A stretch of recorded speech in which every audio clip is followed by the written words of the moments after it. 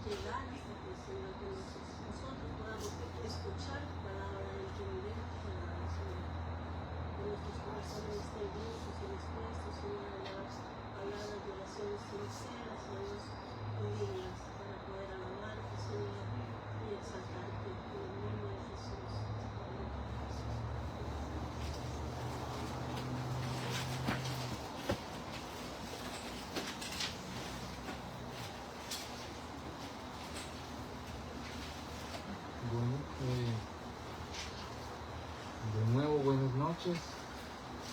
Vamos a retomar el estudio de la palabra en la primera carta de Pablo a Timoteo y vamos a ir al capítulo 3.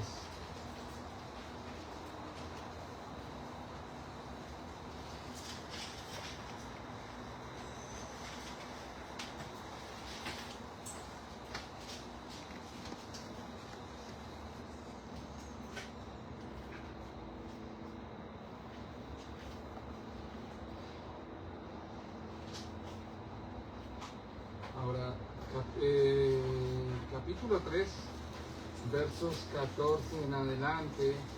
En el capítulo 3 nosotros vemos que Pablo ahora habla acerca de los requisitos de los obispos y de los pastores para desarrollar el ministerio. Ahora, noten que siempre que queremos ver el desarrollo del ministerio, esto está relacionado con la iglesia. Ahora, cuando hablamos acerca de la iglesia, y como hablamos el domingo anterior, la iglesia no es un edificio, la iglesia somos nosotros. Amén, sí. Somos el cuerpo de Cristo que está siendo gobernado, y Él es la cabeza, Él es el que está obrando en nuestras vidas, a tal punto que nosotros ahora podemos ver el proceso que Dios está haciendo en nosotros, pero no solamente nosotros, sino que también Él ha trabajado en la iglesia a través de todo el tiempo, a través de la historia. Nosotros podemos ver desde el primer siglo cómo en el primer siglo la iglesia empezó a trabajar y a ser dirigida. Pero ¿quién dirigió la iglesia? ¿Los hombres o Dios? Dios desde el principio. ¿Ven? Ahora nosotros vemos el Espíritu Santo, y lo vimos en todo el libro de los Hechos, cómo el Espíritu Santo fue obrando a través de los hermanos para que ellos llevaran el Evangelio, y al llevar el Evangelio ellos estaban cumpliendo la misión que Dios les había mandado. Pero hablar de la iglesia es un poco más profundo que eso, porque Pablo en el verso 15 nos dice claramente que la iglesia es columna y baluarte de la verdad. Así que hablar acerca de la iglesia tiene que ver con el hecho de que nosotros somos testimonio para otros. La iglesia fue establecida y fue dejada con un propósito. Ahora, ¿qué es lo que Pablo le dice a Timoteo en el verso 3:15? Para que sepas cómo debes conducirte en la casa de Dios, que es la iglesia del Dios viviente, columna y baluarte de la verdad. Ahora noten que el tema es claro. El tema de la iglesia es que la iglesia es la casa de Dios. ¿Ven? Ahora, cada vez que nosotros venimos a la congregación, nosotros decimos, vamos a la casa de Dios, ¿cierto?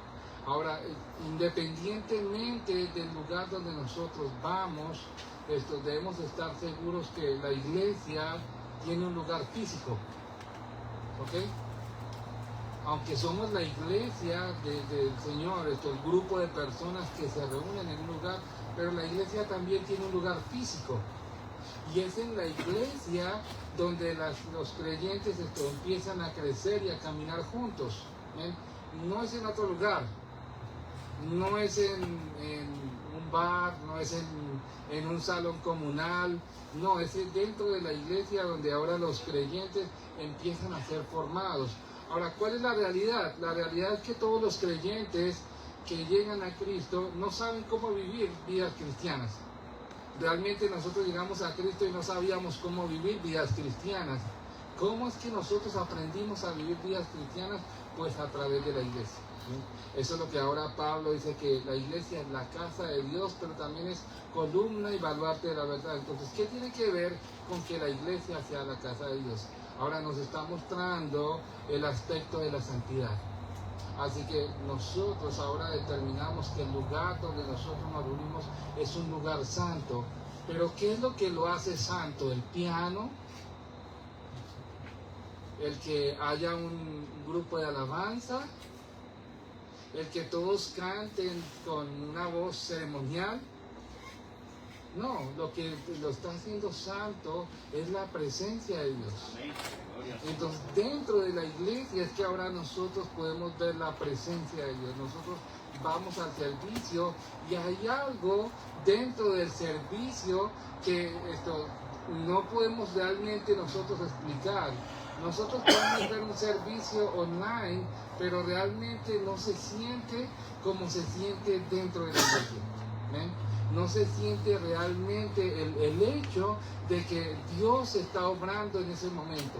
Ahora, cuando hablamos acerca de la casa de Dios, pues para los primeros cristianos, ellos no tenían un lugar específico, y eso fue lo que vemos en el libro de los Hechos, cómo fueron estableciendo lugares.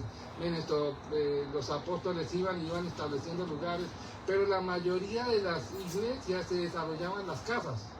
No es que ya tenían templos grandes y mega iglesias en donde habían 5,000 y 7,000, 8,000 personas y todos se reunían en ese lugar. Y no es que los cultos de alabanza eran conciertos donde había show de luces y todo, no. La mayoría de las iglesias, lo que estaba sucediendo es que tenían que hacer sus servicios a escondidas. Ahora, ¿por qué? Porque era un tiempo de persecución. Era un tiempo donde la iglesia estaba siendo perseguida y entonces cada cristiano que encontraban dentro de las iglesias era llevado a la cárcel. Y muchos espías o personas que no eran creyentes se introdujeron dentro de la iglesia para sacar a los cristianos y llevarlos a la cárcel. ¿Ven? Eso fue lo que sucedió en Hechos capítulo 8, verso 1. ¿Qué sucedió? Pablo fue a las diferentes regiones. ¿A quién? A capturar a los cristianos. ¿Dónde se reunían ellos? En lugares específicos. Ahora él va y los quiere llevar a la cárcel. Pues vemos cómo el Señor utiliza la vida de Pablo para cambiar todo el esquema. Y entonces Pablo se convierte en el, no voy a decir el mayor evangelista, pero sí el mayor evangelista de su tiempo. ¿Bien?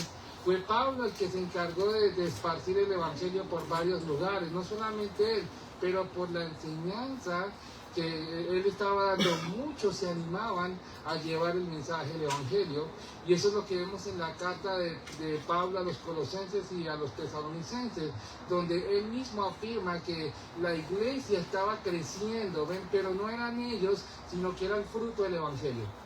Era ese fruto del evangelio que estaba corriendo libremente, a tal punto que no eran las personas las que estaban haciendo que la iglesia creciera, era Dios.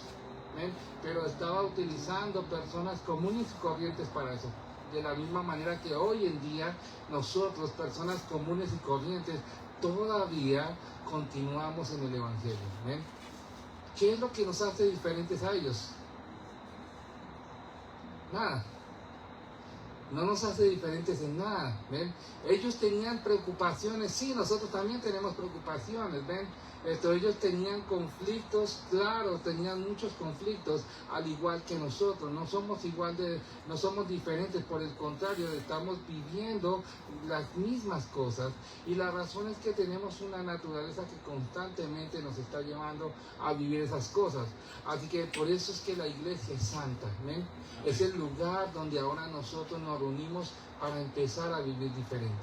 La iglesia, o las personas que se reúnen dentro de la iglesia y llegan a un templo, están llegando con la expectativa de aprender a vivir diferente.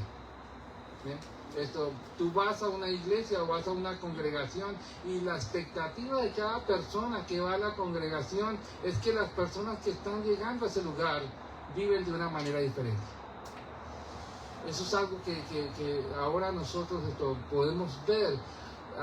Cada vez que una persona nueva entra por esas puertas, o por esta puerta, o por la puerta que sea, la persona está a la expectativa de ver personas santas. Ahora, ¿qué es lo que nos hace santos a nosotros?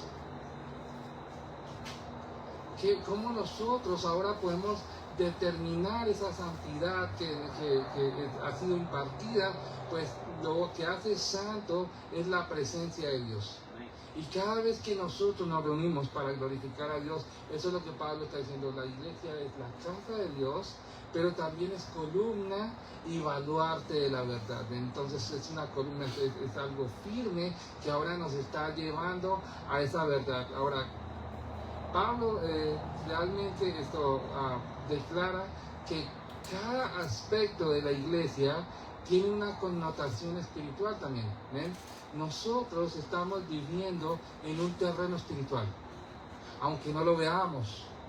Aunque nosotros no lo veamos, nosotros, como Pablo dice en Efesios capítulo 6, verso 10, porque no tenemos lucha contra sangre y carne, sino contra principados y potestades en las regiones celestes. ¿Ven?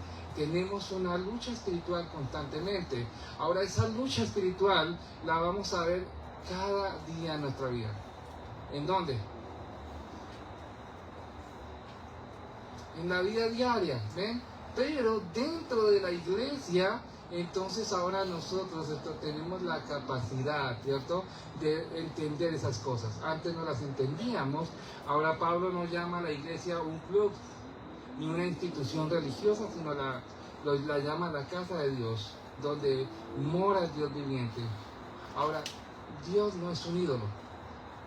Nosotros podemos ir a diferentes templos y lo primero que vamos a encontrar es ídolos. Pero dentro de la iglesia nosotros no estamos viendo o no vamos a adorar ídolos. Nosotros vamos a adorar a Dios. ¿Dónde está Dios? La pregunta. Claro. Está en el corazón de cada uno, pero también Isaías nos dice que está en las alturas y en la santidad. ¿Y con quién más? Con el humilde y con el quebrantado de espíritu, para hacer vivir el corazón de los humildes, ¿cierto? Y para vivificar el corazón de los quebrantados. Eso es lo que nos dice Isaías. Ahí es donde está Dios. Entonces, cuando ahora nosotros vemos en la iglesia, todo lo que está sucediendo es que nosotros nos reunimos con el propósito de salir edificados, con el propósito de salir llenos. Pero no es solamente la predicación, porque si fuera solamente por la predicación, podríamos llegar y predicar en cualquier lugar y ya saldríamos bien. Pero lo que necesitamos también dentro de la iglesia es la oración. Una iglesia sin oración es como un automóvil sin un motor. Realmente no se va a poder mover.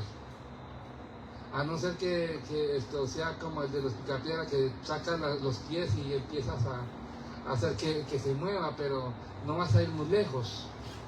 Pero realmente la iglesia sin oración, nosotros debemos entender que no va a prosperar y realmente no va a tener ningún sentido, porque la iglesia se reúne para tener una comunicación directa con Dios.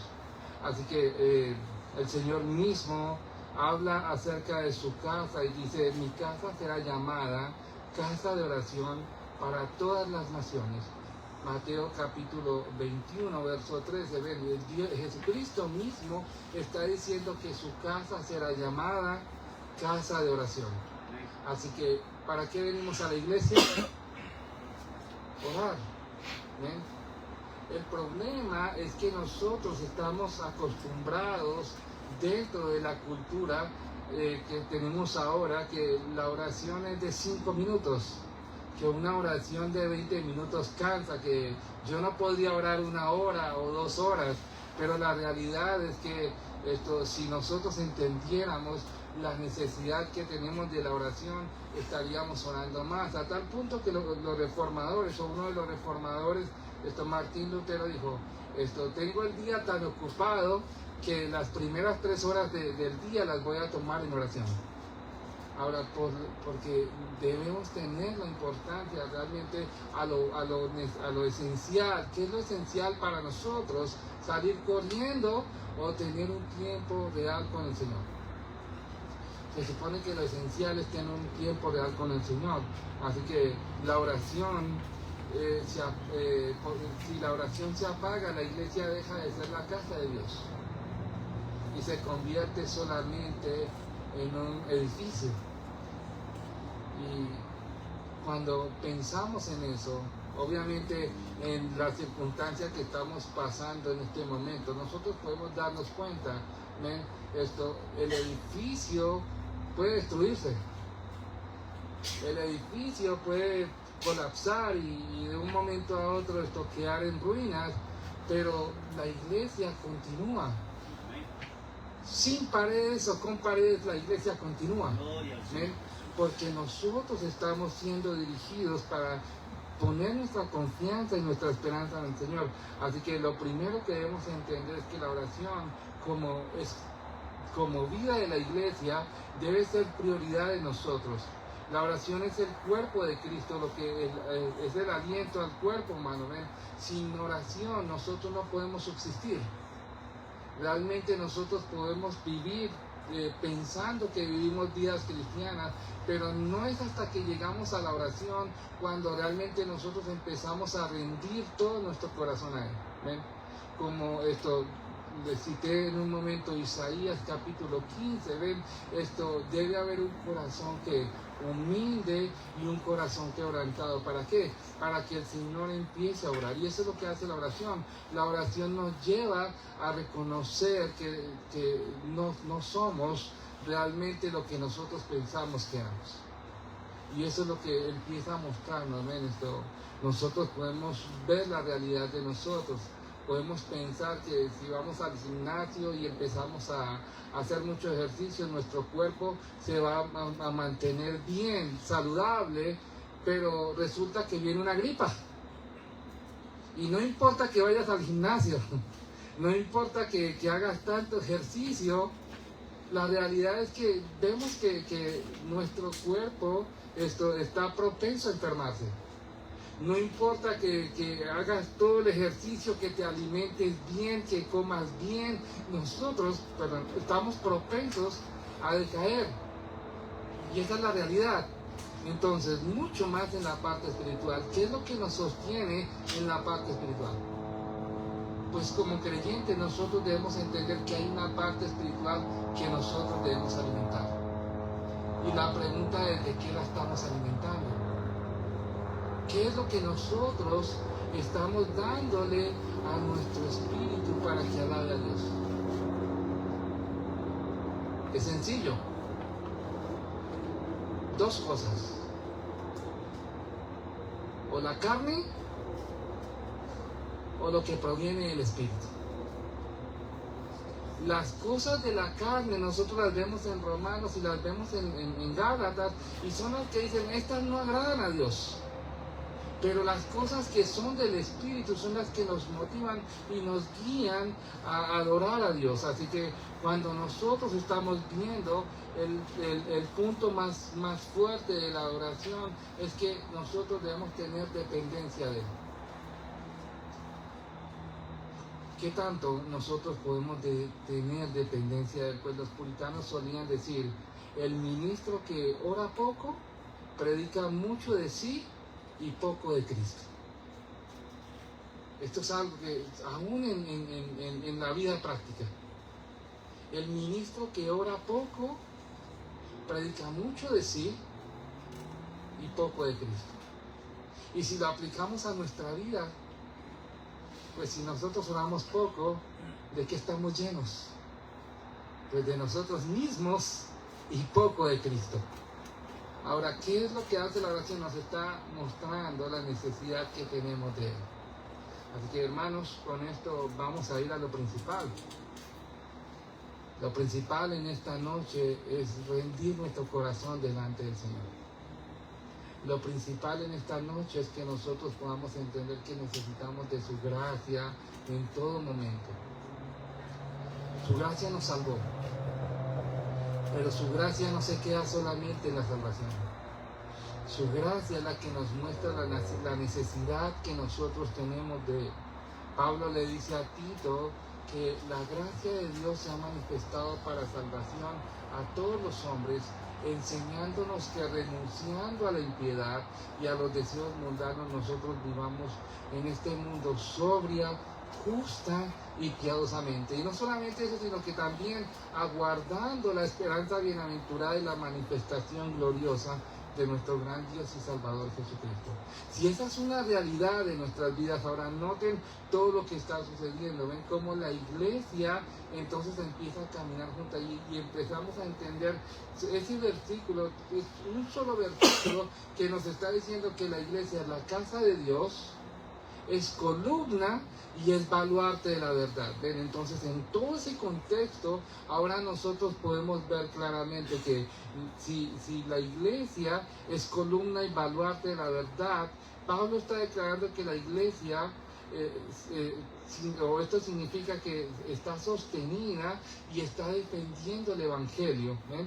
No con espada ni debate, sino con vidas santas. La iglesia no se sostiene realmente por lo que nosotros podamos hacer. Hay iglesias que son prósperas económicamente, pero pobres en santidad. Hay iglesias que sencillamente, tú puedes ver lugares lujosos, pero sillas frías y vacías. ¿Qué es lo que hace a una congregación viva? Pues lo que realmente hemos estado hablando acerca de esto es la oración. Y una vida santa. Vidas santas es lo que convierten a las personas, es lo que realmente nos muestra la manera de vivir en medio de una generación que constantemente nos va a llevar siempre a vivir vidas que no glorifican al Señor o que son un desastre para ellas mismas. Así que vamos a pedirle al Señor que nos dirija, que el ruido de la vida y la prisa del mundo no nos contaminen de tal manera que nosotros perdemos la perspectiva. ¿Ven? No nos damos cuenta muchas veces que ese ruido de la vida, ¿ven? Tenemos tanto en nuestro calendario y tanto que tenemos que hacer que nos olvidamos siempre o muchas veces de poner esto en la presencia del Señor. ¿Ven? Cuando tomamos alguna decisión, la pregunta mía siempre es: ¿has consultado con Dios? Cuando tomamos una decisión, consultar con Dios es tener un tiempo a solas con el Señor. Consultarle al Señor no es preguntarle lo que yo quiero que Él me diga, sino que si el Señor me dice, rechaza eso, yo voy a tener la libertad de rechazarlo. ¿Ven? Que tal vez no me conviene, aunque yo pienso que va a ser la mejor decisión que yo pueda tomar, pero el Señor dice no. ¿Y cómo sabemos cuando el Señor dice no? ¿Cómo sabemos cuando el Señor realmente me está diciendo eso no es? Pues para eso necesitamos comunicación con el Señor. ¿Ven? Estamos acostumbrados muchas veces a que las personas nos hablen, pero ¿qué tanto estamos acostumbrados a que el Señor nos hable? ¿Qué tanto nosotros estamos acostumbrados a que el Señor dirija nuestros pasos? Y que nosotros podamos ver la realidad en medio de las circunstancias y saber que Dios es el que nos está dirigiendo. Pues, hermanos, es algo que no se puede enseñar. Esto es algo que se debe vivir. Es algo que se debe practicar. Es algo que no hay clases para eso. No hay clases para tener más profundidad con Dios. Debe haber una determinación para tener comunión con el Señor. ¿Ven? Yo no puedo decirle sencillamente, no, si ustedes toman 15 minutos de su tiempo diario, ustedes van a empezar a tener una mejor relación con el Señor, porque tal vez lo primero que el Señor está diciendo es, renuncia a tu pecado, renuncia a la condición que estás viviendo, renuncia a tus emociones o renuncia a tu soberbia. ¿Ven? No es solamente tener comunión 15 minutos o 5 minutos y hacer un plan para orar 5 minutos o 10 minutos, no. Tenemos que tener esa comunión con el Señor y Él va a hablar a nuestros corazones. A tal punto que si nosotros vemos cómo Natanael tiene un encuentro con el Señor. En Juan capítulo 1, los versos finales, ¿ven? Jesús habla acerca de Natanael como un hombre diferente. Ahora, ¿por qué era diferente? Por una sola cosa. Porque en ese momento Jesús está mirándolo a él y lo primero que está viendo es un tiempo de comunión con Dios. ¿Cómo nosotros podemos darnos? Imagínense por un momento, yo sé que esto es irreal, pero ¿qué tal si Jesús viniera en este momento y lo primero que te llamara la atención es el tiempo que tuviste de comunión con Él? Porque eso fue lo que hizo con Natanael. Lo que hizo con Natanael fue llevarlo al momento en el cual él estaba meditando en la palabra del Señor. ¿Qué tal si el Señor nos lleva a ese momento? Y lo único que nosotros descubrimos es que no tuvimos ni tiempo de tomar café porque salimos corriendo. No tuvimos ni tiempo de pensar en las cosas del Señor, pues estábamos pensando en otras cosas. Pues a Natanael el Señor, en medio de todo lo que le mostró, sencillamente, le mostró una sola cosa. Que Él es la transición entre Dios y los hombres. Él es la escalera que habla en Génesis. ¿Cuánto más para nosotros? Nosotros debemos estar seguros que Él es el camino, la verdad y la vida. Y que nadie más va al Padre si no es por Él. Ahora, eso es lo que hace la oración de nosotros, producir fe, confianza. Estudiamos la palabra y el estudio de la palabra nos debe llevar a una convicción clara y tener oración. La palabra nos está llevando a que nosotros podamos entrar en esa comunión directa con Él y entender claramente lo que Dios está diciendo. Y cuando oramos, no oramos como si no supiéramos lo que oramos. No, oramos porque entendemos a quién nos estamos acercando. Así que, hermanos, recuerden que nos estamos acercando a un Dios santo. Recuerden que nos estamos acercando al Dios vivo. Y sobre todo recuerden que Él es el Rey del universo. Él es el juez de toda la tierra.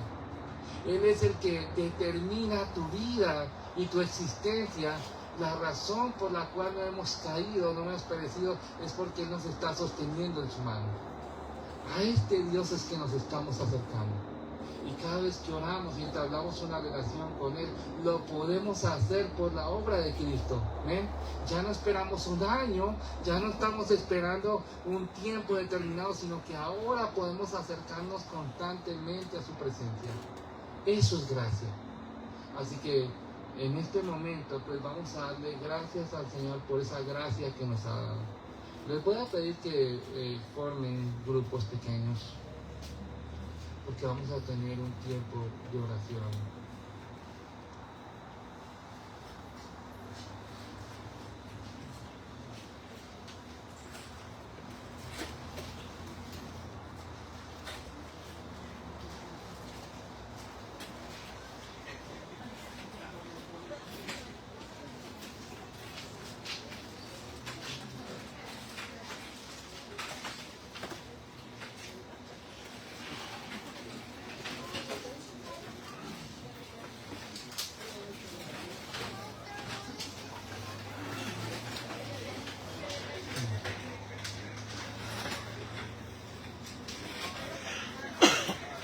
Con personas que no se hayan sentado, acuérdense.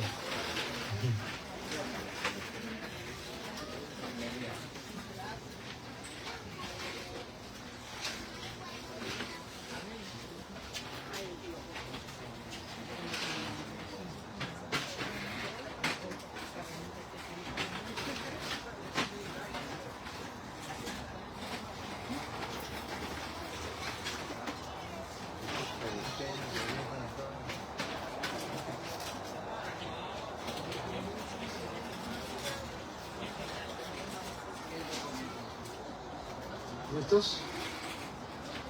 Pues vamos a orar primero que todo por santidad de nuestras vidas.